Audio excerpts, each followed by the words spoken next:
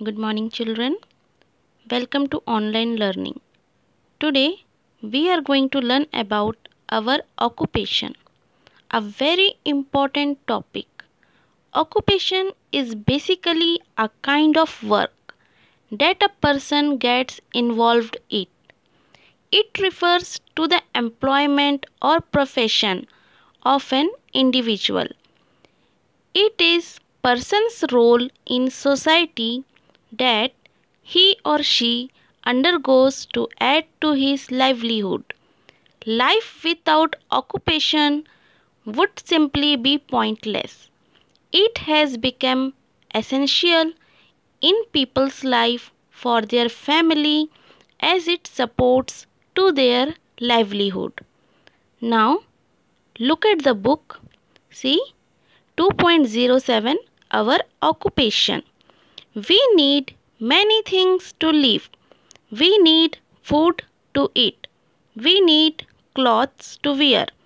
We need a house to live in. And we need many other things to make our homes comfortable. But we ourselves can't make or grow all the things we need. We need to buy them from others. In order to buy a thing, we must have money. But where shall this money come from? We shall have to earn it through some job or work.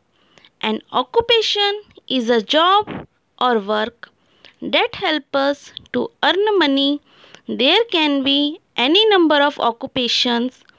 Let's learn about some important occupations in our country. See, children, work and occupations are a fundamental necessity in life. Society depends upon the production of food, machines, various utensils, and articles of daily use. The very existence of man depends upon the production of necessities of life. Work and occupations are the means of producing them. A job is a regular and official activity that you do and receive money, a salary for your activity. It is also called a profession or an occupation. Now see some important occupation in our country. See the first, farming. Farming means growing crops or keeping animals. It is the most important occupation in our country. More people in India live by farming than by any other occupations. India is a land of villages. About 70% of her people live in villages. The chief occupation of people living in villages is farming. Farmers in different parts of the country grow different crops. They grow food grains such as wheat, rice, maize, and millet. They also grow pulses and vegetables.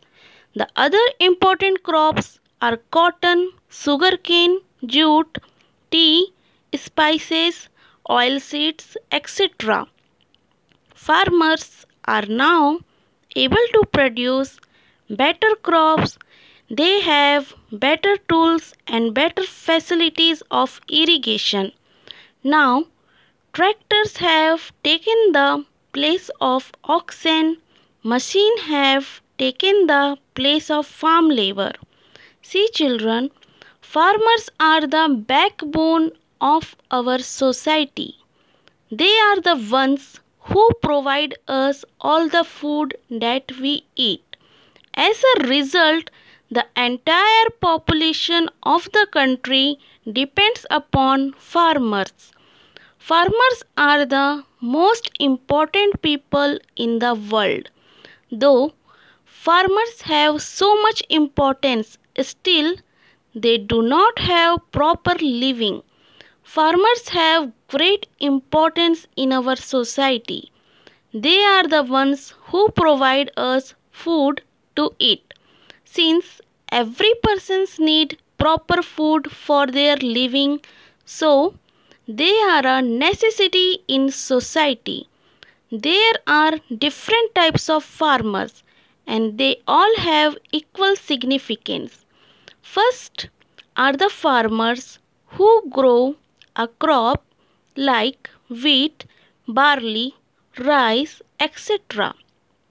Since the maximum intake the Indian house is of wheat and rice, so the cultivation of wheat and rice is much in farming. Second are the ones who cultivate fruits. These farmers have to prepare the soil for different types of fruits because these fruits grow according to the season. Farming is a profession which hard labor and effort, but now they have better tool and better facilities of irrigation. Tractors have taken place of oxen and machines have taken the place of farm labor. See, our next topic is cattle rearing, breeding cattle and taking care of them. Cattle means cows, bulls and buffaloes.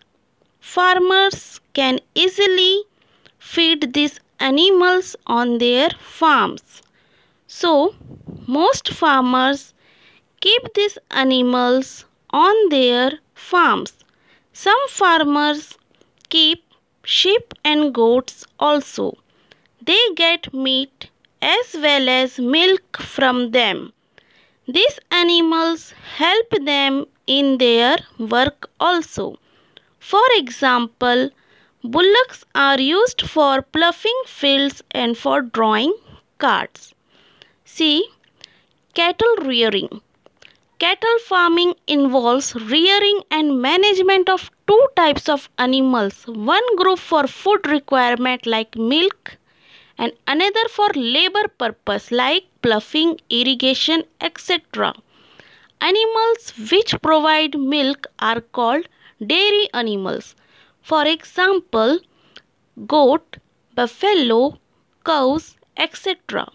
Animals which are used for labor are called draft animals. Dairy animals are cared and bred for milk. We need to improve the milk production to meet the requirement. The period after the birth of a calf when a cow starts to produce milk is called lactation period.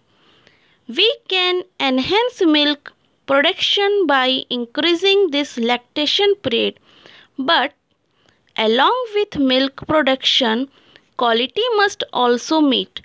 Dairy farm management is the management of milk animals with the goals of enhancing the quantity and quality of milk produced. Now, poultry farming. Poultry are birds kept for meat or eggs. They include chickens, duck and geese.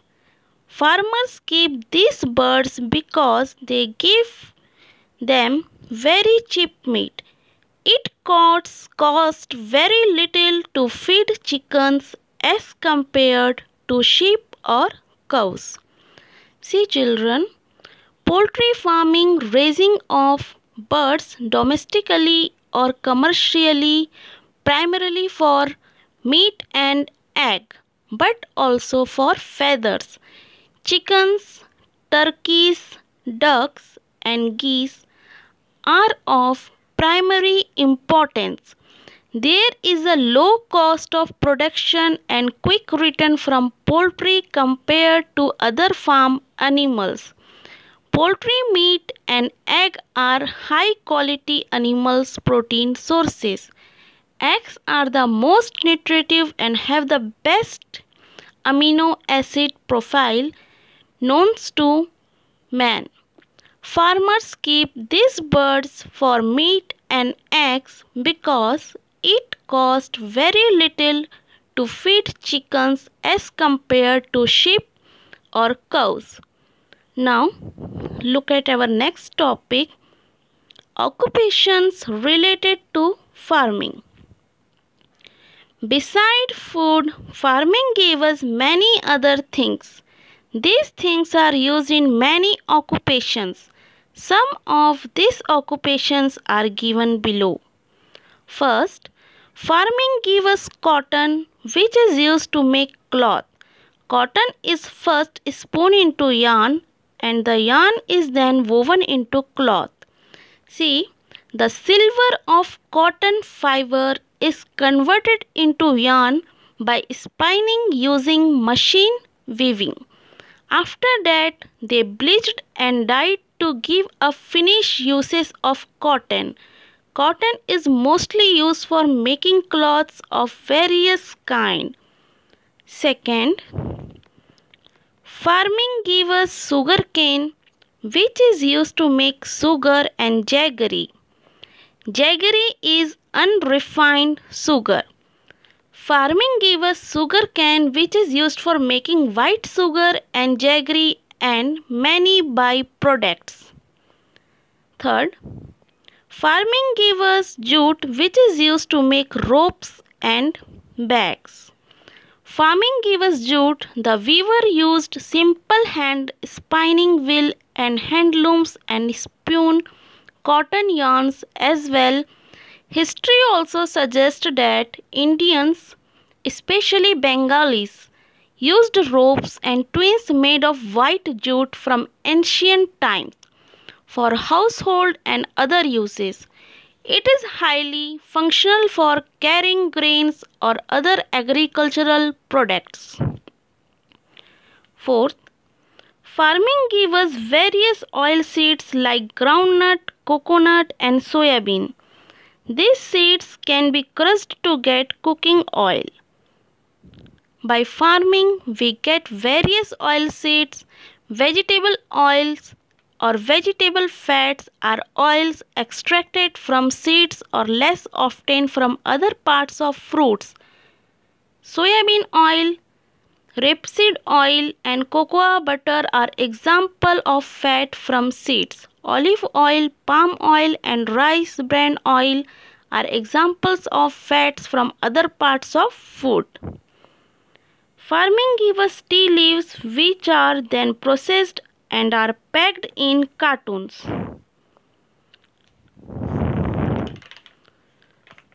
There are 4 main types of tea: green tea, black tea, oolong tea and white tea. There are even more varieties including flavored, scented and herbal infusion.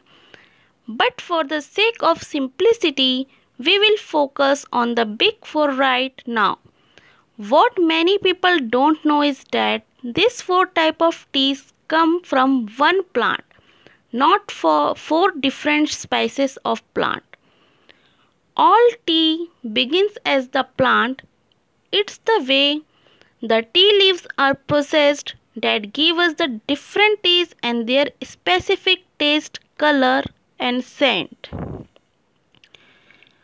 Coffee is one of the most important cash crops, known best for its delicious taste.